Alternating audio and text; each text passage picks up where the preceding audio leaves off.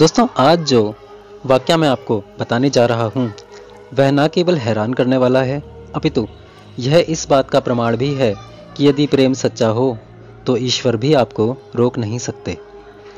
आज का यह वाकया वास्तव में इस बात का प्रमाण है कि आपकी जिंदगियां ईश्वरीय इच्छा से ही एक पैटर्न पर चलती हैं और आप केवल कठपुतली ही हैं।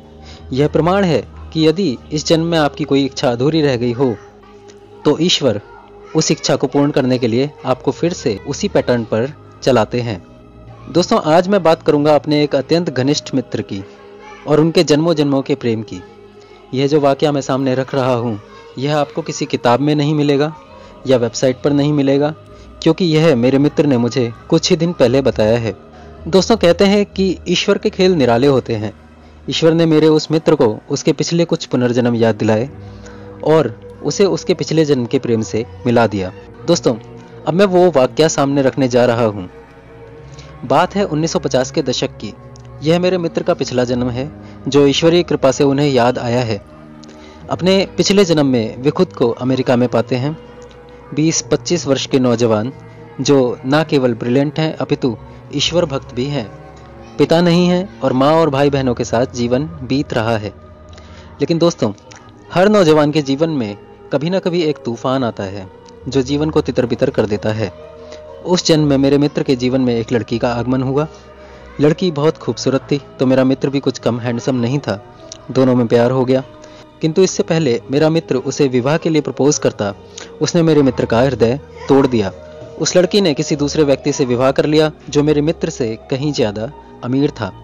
अर्थात उसने मेरे मित्र के सच्चे प्रेम को ठुकरा कर पैसे को महत्व दिया और मेरा भोला दोस्त उसके विवाह में उसे बधाई देने भी पहुंच गया। लेकिन दोस्तों, वास्तविकता यह थी कि वह लड़की मेरे मित्र के लिए बनी ही नहीं थी। यही तो ईश्वर का खेल है, क्योंकि जब तक इंसान को झटका नहीं मिलता वह उस राह पर नहीं आता जिस पर ईश्वर उसे भेजना चाहते हैं। मेरी इस बात को समझने के लिए आप रॉबिन शर्मा द्वारा लिखी पुस्तक the monk who sold his Ferrari जरूर पढ़ें। दोस्तों, उस लड़की ने जब मेरे मित्र का हृदय तोड़ा तब देवदास की तरह मेरा मित्र उसे भुलाने के लिए शराब के नशे में डूब गया। उसका सारा जीवन अस्त व्यस्त हो गया और हैंकॉक की तरह वह दिन रात शराब के नशे में धुत रहने लगा। उसके घर वाले उसे धुतकारने लगे, ताने मारने लगे। इसी तरह कई वर्ष बीत गए। एक दिन वह एकांत में पेड़ों पर झूला डालकर शराब के नशे में धुत पड़ा था कि अचानक उसे झटका लगा, या यूं कहें ईश्वर ने अपनी लीला आरंभ कर दी। उसे ऐसा लगा जैसे वह सो रहा हो और अभी जागा हो। वह उठा और उसने तुरंत शराब छोड़ने का फैसला लिया और बिना किसी को बताए भारत की ओर आने वाले शिप पर चला गया। जेब में पैसे नहीं थे तो जहाज पर ही साफ सफाई करके अपना गुजारा किया। दोस्तों, मेरे मित्र ने भारत के बारे में बहुत पढ़ा था। विवेकानंद और परमहंस जैसे दार्शनिकों के विचारों ने उसे सदा प्रभावित किया था और इसलिए ही जैसे ही उसकी जागृति हुई वह ईश्वर की खोज में भारत की ओर बढ़ चला। भारत आकर वह मंदिरों में भटकता रहा और अंततः एक गांव में बस गया। यहाँ इस गांव के मुखिया की बेटी में उसे जीने की नई राह मिली और उसने उस लड़की से विवाह कर लिया। लेकिन दोस्तों, कहते हैं होत वही जो राम रचि राखा। मेरे इस मित्र को वास्तव में ईश्वर ने यहाँ भेजा था, स्वयं और ईश्वर की खोज के लिए। यही कारण था कि उसे ईश्वर ने भारत की पवित्र भूमि पर भेजा। मेरे मित्र का वैवाहिक जीवन सुखमय बीत रहा था कि ईश्वर ने फिर झटका दिया। यदि कोई दिव्य आत्मा पृथ्वी पर आए तो वह इसी दुनिया को सच मानकर यहीं की हो जाती है और अपना उद्देश्य भूल जाती है। इस दुनिया का और यहाँ के रिश्तों का कोई अर्थ नहीं, यह समझाने के लिए ईश्वर ने फिर से मेरे मित्र का हृदय तोड़ दिया। मेरे मित्र की पत्नी किसी और पुरुष की ओर आकर्षित हो गई और मेरा मित्र इसे बर्दाश्त नहीं कर सका। एक बार फिर वह घर बार छोड़कर निकल पड़ा, किंतु इस बार वह शराब के नशे में नहीं डूबा, अपितु इस बार वह साधु बन गया और अपने अंतिम समय तक ईश्वर की खोज करता रहा। उधर उसकी पत्नी, जो अपने पति से प्रेम तो करती थी, ईश्वरीय इच्छा से भटक गई थी, क्योंकि ईश्वर मेरे उस मित्र को ईश्वर की खोज पर भेजना चाहते थे और ऐसा तभी संभव था जब मोह टूटे। पति के जाने के बाद उसकी पत्नी आत्मग्लानि से भर गई और उसने आत्महत्या कर ली। दोस्तों, लेकिन क्या यह किस्सा यहीं खत्म हो गया? नहीं, एक बार फिर उन दोनों आत्माओं का जन्म हुआ भारत की ही पवित्र भूमि पर। समय आने पर मेरे उस मित्र का विवाह उस लड़की से हुआ जिसने पिछले जन्म में मेरे मित्र को धोखा देकर एक अमीर से विवाह किया था। इस जन्म में भी वह लड़की पहले की ही तरह पैसे को सच्चे प्रेम से ज़्यादा महत्व देती थी।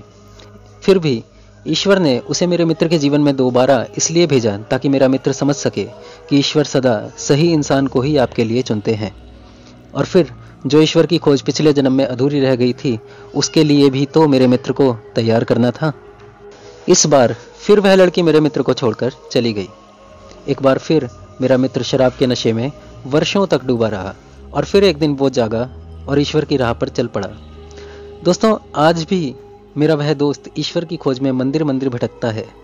लेकिन दोस्तों, रामचरितमानस में एक चौपाई है जिसका अर्थ है ईश्वर कब किस मोड़ पर किस रूप में मिल जाए कोई पहचान नहीं सकता। जब सच्चा भक्त भटक रहा हो, मुसीबत में हो, तो ईश्वर किसी न किसी रूप में खुद उसे ढूंढकर उसकी मदद के लिए आते हैं। और फिर एक लड़की जल्द ही मेरे मित्र के जीवन में आई। इन दोनों को लगा कि इनका कुछ तो कनेक्शन है और जल्द ही दोनों को अपना पिछला जन्म याद आ गया। यह वही लड़की थी जो पिछले जन्म में मेरे मित्र की पत्नी थी और इस लड़की का भी विवाह उस पुरुष से हुआ था जिसकी तरफ वह पिछले जन्म में आकर्षित हुई थी। किंतु दोस्तों, ईश्वर आपके पिछले जन्म की अतिरिक्त इच्छाएं तो पूरी करता है, किंतु करता वही है जो उनकी इच्छा होती है। अर्थात मेरे मित्र की जिस लड़की से विवाह करने की इच्छा थी, उससे मेरे मित्र का इस जन्म में विवाह हुआ, किंतु वह मेरे मित्र के योग्य ना पिछले जन्म में थी ना इस जन्म में, तो ईश्वर ने उसे इस जन्म में भी अलग कर दिया। उसी तरह जिस पुरुष की तरफ मेरे मित्र की पत्नी आकर्षित हुई थी पिछले जन्म में, उससे उनका विवाह हुआ, किंतु वह पुरुष उनके योग्य नहीं था, अतः ईश्वर ने उन्हें भी अलग कर दिया और अंत में मेरे मित्र को सही समय पर उसकी पिछले जन्म की पत्नी से मिलवा दिया। दोस्तों, यही ईश्वर का न्याय है। दोस्तों, वीडियो आपको कैसी लगी कमेंट में ज़रूर बताएं। अगर वीडियो पसंद आई हो तो लाइक, सब्सक्राइब और शेयर ज़रूर करें। थैंक